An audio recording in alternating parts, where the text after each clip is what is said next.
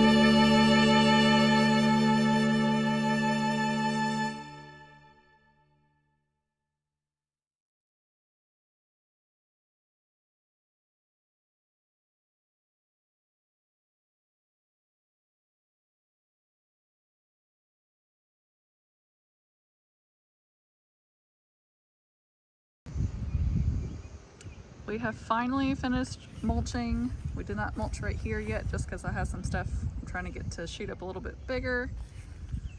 But for a free chip drop, this works as mulch. It works really well. We did not put it up close to the plants just because I didn't want it to burn. We have been watering it down just to ensure that it doesn't get too hot. So this next week I need to go through and deadhead a lot of these flowers, also cut off those tags to help keep everything cleaned up and blooming well. And I also really need to work in the garden because again, that's going to get priority this year because I'm hoping to can bunches from it. So this was a lot of work. It was a really good workout, but it looks so much better with these timbers down. So we went ahead and did all the way around the house. Now around back, since we have that cistern, we used brick instead. Also moved a few plants around just to have a little bit better flow and room. So we had moved the azalea from back behind the house to right where this fairy garden is, but then we decided it was too close to the house, so we moved it right up here in hopes that it will get a little bit more sun and get a little bit bigger.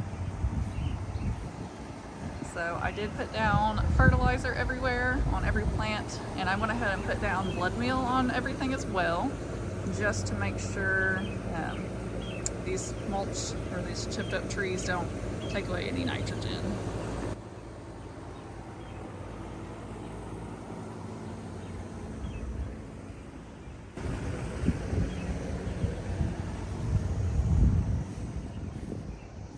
I think once we go through and deadhead a lot of stuff, that will encourage a lot more growth and blooms.